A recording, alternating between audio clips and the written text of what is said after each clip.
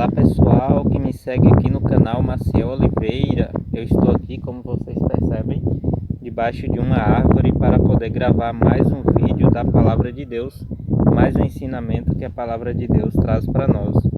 No último vídeo eu falei sobre um santuário na terra e hoje eu vou dar prosseguimento a esse mesmo assunto, mas agora eu vou falar sobre um santuário no céu. Exatamente, existe um santuário no céu. E quais são, então, Marcel, as evidências bíblicas que nós temos de um santuário no céu? Quando a gente vai para o livro de Êxodo, capítulo 25, eu vou abrir aqui a minha Bíblia, você também pode acompanhar em casa.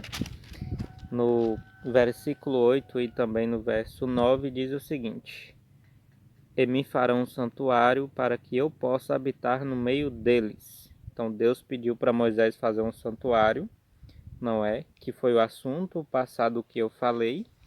E aqui o verso 9, Deus continua dizendo o seguinte: segundo tudo que tudo que eu te mostrar para modelo do tabernáculo e para modelo de todos os seus móveis, assim o fareis.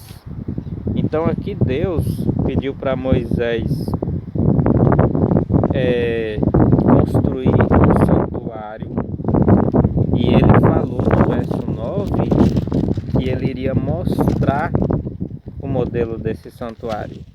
Se você for para o verso 40, também fala assim: vê, pois, que tudo faça segundo o modelo que te foi mostrado no monte. Então no monte foi mostrado para Moisés um modelo, exatamente, como se fosse uma planta, um desenho. Mas nesse caso aqui, Moisés ele viu o santuário do céu para que ele pudesse fazer também um santuário da terra, tá bom? E para a gente entender o santuário do céu, é necessário que entendamos primeiro o santuário da terra. Então já falei aqui um pouco, né? Se você não acompanhou o meu vídeo, você pode estar pesquisando ele aí, um santuário na terra, para que você possa assistir e entender um pouquinho melhor a questão do santuário da terra. Acontece que o santuário da terra e toda a lei que regia esse santuário, o povo de Israel, que era a lei cerimonial, tudo ali havia um propósito. E nós entendemos que tudo o que havia no santuário apontava para Cristo. Então eram ali as leis tipológicas, tá bom? O que é algo tipológico, Marcelo? Tipológico, ele funciona assim: tudo que existe ali, ele existe como sombra que aponta para uma realidade maior. Então as coisas do santuário terrestre eram sombras que apontavam para uma realidade maior que ainda ia acontecer em um momento da história. Então, por exemplo, no santuário os cordeirinhos que morriam eram uma sombra de uma realidade maior que era Cristo. Então Cristo foi chamado, de acordo com João Batista, João ele viu a Jesus e chamou Jesus de Cordeiro de Deus que tira o pecado do mundo. Ele falou isso por quê? Por causa que isso era ensinado no santuário da terra. Então, aqueles cordeirinhos apontava para Jesus. Então, o cordeiro, que é a sombra, ele é o tipo, e Jesus, que é a realidade, é o antitipo. E quando esses dois encontram, o tipo ele perde a sua necessidade de continuar realizando, fazendo como que ele é, tá bom? Então veja bem, o cordeiro apontava para Jesus. O sacerdote que tinha ali apontava para Jesus como sacerdote. O sumo sacerdote do santuário terrestre apontava para Jesus como sumo sacerdote, tá bom? E, por exemplo, ali dentro do santuário, no lugar santo, tinha uma mesa com pães asmos, e aqueles pães eles também simbolizavam Jesus. E Jesus falou lá em João 6,48, eu sou o pão da vida, não é? E você tem ali também as lâmpadas, não é? Jesus disse que é a luz do mundo, e a lâmpada ela servia para de fato clarear, né? E dissipar as trevas ali de dentro do santuário para que se pudesse ministrar. Então tudo que havia no santuário de uma certa forma apontava para Cristo, tá bom? Para essa realidade maior. Agora vamos ver quais são as evidências maiores bíblicas de que de fato existe um santuário no céu. Se a gente for, por exemplo, para Apocalipse, no capítulo 11, verso 19, diz o seguinte: 11, verso 19. Abriu-se então o santuário de Deus que se acha no céu, e foi vista a arca da aliança no seu santuário. E sobrevieram relâmpagos, vozes, trovões, terremoto e grande saraivada. Então, Apocalipse 11, verso 19, fica claro para nós que existe de fato um santuário no céu. E se você for para Apocalipse 14, Apocalipse 14, você vai ver que no verso 15, que diz assim, ó: outro anjo saiu do santuário, gritando em voz para aquele que se acha sentado sobre a nuvem. E aí o texto ele continua, mas aqui continua falando, né, que saiu um anjo do seu santuário, e esse é o santuário do céu. No verso 17 fala assim: então saiu do santuário, que se encontra no céu, outro anjo, tendo ele mesmo também uma foice afiada. Isso está no capítulo 14 de Apocalipse. Se você for também no capítulo 16, você vai encontrar mais textos que falam bem assim, ó. Verso 1: ouvi vinda do santuário uma grande voz, dizendo aos 7 anjos: ide derramai pela terra as 7 taças da cólera de Deus. Exatamente. Então aqui mais uma vez, mais um texto que fala sobre um santuário no céu. E o capítulo 15, no verso 5, continua também falando: depois dessas coisas olhei e abriu-se no céu o santuário do tabernáculo do testemunho. Enfim, são vários textos bíblicos que falam que de fato existe um santuário no céu. Então fica muito provado para nós que existe um santuário no céu. E não só o santuário, como também os móveis que existiam no santuário da terra existem também no céu. Porque a gente viu em Apocalipse 11, verso 19, falando da Arca da Aliança. Então, como tinha uma Arca da Aliança na terra, ela era uma sombra da realidade da Arca da Aliança que existe, na verdade, lá no céu. Certinho? Então, e qual é a importância de tudo isso, né? Desse santuário? Por que existe um santuário no céu? E por que Cristo é nosso sacerdote, sumo sacerdote? O que é que ele faz com relação ao santuário? Ele ministra fazendo o quê? Então veja bem, como eu falei que o santuário da terra era uma sombra, eram leis ali tipológicas que apontavam para o ministério de Cristo. Em um momento da história, Cristo ia passar a dar início ao seu ministério e cumprir as tipologias do santuário. Então, por exemplo, o batismo de Cristo foi um cumprimento da tipologia do santuário. Então, onde que a gente encontra isso? Quando você vai para Mateus capítulo 3, ali no batismo de Jesus, você encontra Jesus dialogando ali com João Batista. João Batista não quer batizar ele que deveria ser batizado por Jesus, mas Jesus fala assim, que deixa por enquanto para que se cumpre a justiça, certo? Aí está lá em Mateus capítulo 3, no verso 16 em diante, na verdade verso 14 em diante, tá bom? Para que se cumpre toda a justiça. Interessante que Lucas ele relata que Jesus ele batizou ali com 30 anos de idade exatamente. Isso está em Lucas capítulo 3, verso 23. Ele tinha 30 anos quando batizou, e lá fala que ele começou o seu ministério ali, no batismo. Aí eu poderia perguntar, por que Jesus se batizou com 30 anos? Porque ele estava cumprindo a tipologia do santuário. Então, por exemplo, quando você vai lá no livro de Números capítulo 4, verso 39, fala assim, ó, da idade de 30 anos para cima, até os 50, todo aquele que entrou neste serviço para exercer algum encargo na tenda da congregação. Então, o sacerdote, ele dava início ao seu ministério, ao serviço do santuário, da idade de 30 anos até 50. Então, Cristo, ele deu início ao seu ministério quando ele completou ali, quando ele estava já com seus 30 anos, cumprindo assim a tipologia do santuário.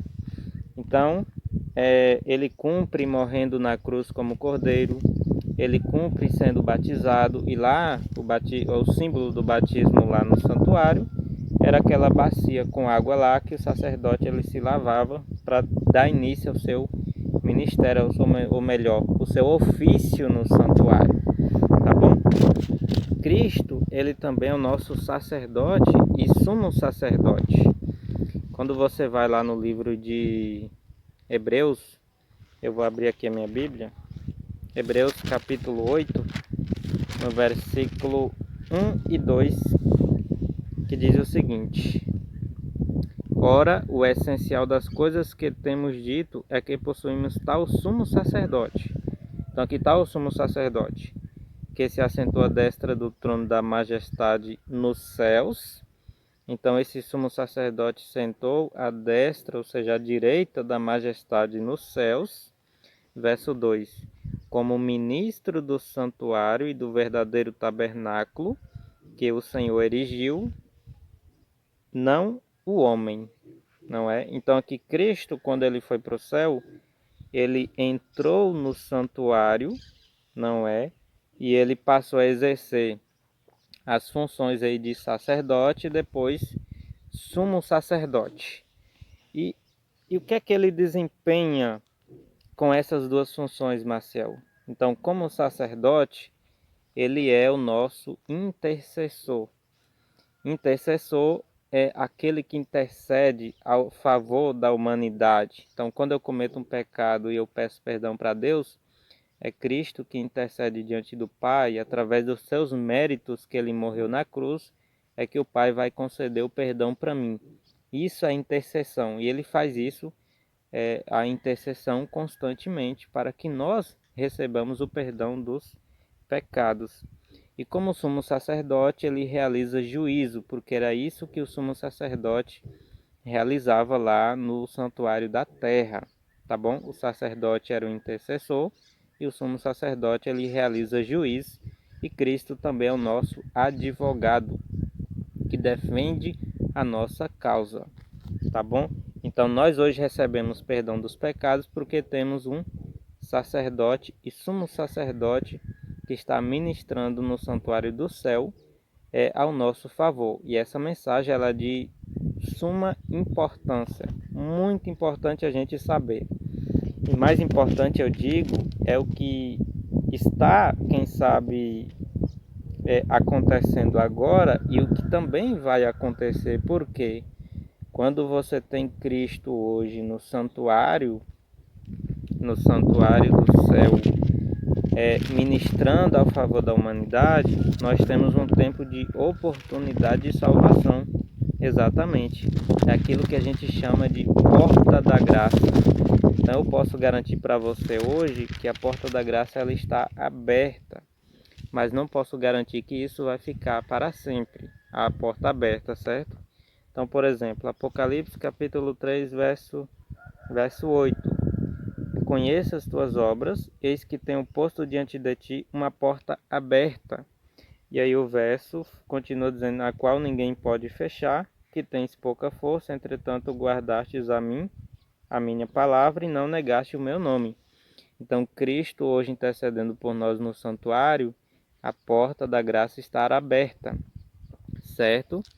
Então, o tempo de oportunidade de salvação, certinho? Então, o que é porta da graça? A palavra porta da graça, ela não existe na Bíblia como a gente fala porta da graça. Mas o conceito, ele existe, tá bom? O conceito, ele existe. Como que a gente sabe disso? Efésios capítulo 2, verso 8 e 9, ela fala que nós somos salvos pela graça, mediante a fé. Isso não vem de vós, é dom de Deus. Então a graça é Jesus, porque nós somos salvos por meio de Jesus. Jesus, ele é a graça. Se você for para João, capítulo 10, no versículo 9, no verso 9 diz assim, ó. O verso 7 e o verso 9 vão falar a mesma coisa. Jesus, pois, lhe afirmou de novo: em verdade vos digo, eu sou a porta das ovelhas. Então, observe que Jesus, ele é a graça, e aqui ele afirma ser a porta das ovelhas. No verso 9 ele fala de novo: eu sou a porta. Se alguém entrar por mim, será salvo. Entrará e sairá e achará pastagem. Então aqui ele fala que ele é a porta e quem entrar por ele, esse vai ser salvo. Então Jesus é a porta da graça, a qual a gente fala, a qual a gente fala a respeito da porta da graça e também do fechamento da porta da graça, certo? Quando é que a porta da graça ela vai se fechar? O momento específico nós não sabemos, temos evidências segundo as profecias, mas o Apocalipse fala desse momento, como que ele acontece. Então, por exemplo, quando a gente vai para Apocalipse capítulo 15, no verso 8 fala assim: o santuário se encheu de fumaça procedente da glória de Deus e do seu poder, e ninguém podia penetrar no santuário enquanto não se cumprisse os 7 flagelos dos 7 anjos. Então, nesse momento aqui em que Apocalipse 15:8 é descrito, demonstra para a gente o fechamento da porta da graça. Por que que a porta da graça está aberta? Porque Cristo está no santuário intercedendo a favor da humanidade. A partir do momento em que Cristo ele sai do santuário e deixa de interceder e de realizar juízo, esse é o momento em que a porta da graça ela vai se fechar. E aqui o verso 8 ele fala claro que o santuário encheu de fumaça e ninguém pôde penetrar no santuário. E aí fala do cumprimento dos 7 flagelos, né, que são as 7 pragas. E de fato esse é o momento, tempo de angústia, onde o fechamento da porta da graça vai acontecer. Então, falando para vocês aqui de coração, o momento de aceitar Jesus é hoje, é agora. Você não sabe se amanhã a porta da graça ainda vai estar aberta. Tá bom? Não espere a porta da graça se fechar. Quando a porta da graça se fechar, as pessoas não vão poder mais se arrepender. As pessoas não vão poder mais mudar de lado. E uma prova disso está aqui em Apocalipse, capítulo 22, no verso 11, que diz assim, ó: continue o injusto fazendo injustiça, continue o imundo ainda sendo imundo, o justo continue na prática da justiça e o santo continue a santificar-se. E aí Jesus ele vai dizer depois, né, que eis que vem sem demora e comigo está o galardão para retribuir a cada um segundo as suas obras. Então, é um texto decorrente do outro. O verso 11 deixa muito claro, né, continua o justo ainda sendo justo. Quer dizer, quando o fechamento da porta acontecer, as pessoas que já foram declaradas salvas, elas já estarão salvas e não poderão mais se perder. É como eu falei, não vão poder mais mudar de lado.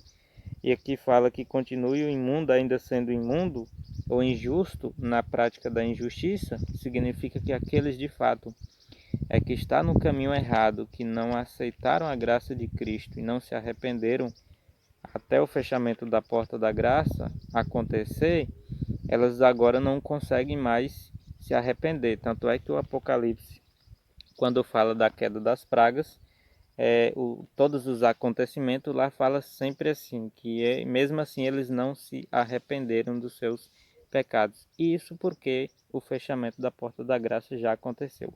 Nós hoje podemos se arrepender, porque Cristo está intercedendo a meu favor e ao seu favor, e Ele está também realizando juízo. Mas quando Ele parar, quando Ele sair do santuário, quando Ele deixar o santuário e deixar de interceder e de realizar juízo, o fechamento da porta da graça irá acontecer, ou seja, não tem mais oportunidade de salvação. Então, se você quiser aceitar a salvação em Cristo Jesus enquanto há tempo, meus queridos, esse é o momento, tá bom? Nos procure, manda um zap para mim, Se você deseja entregar a sua vida a Jesus, tá bom? Eu vou estar sempre orando por você. Você pode estar entrando em contato conosco, né, pelo meu WhatsApp aqui, 7799868528. Vou deixar aqui o contato para você estar acompanhando ou você tá pegando aí para poder estar entrando em contato conosco, tá bom? Deus abençoe, queridos, e até o próximo vídeo. Valeu!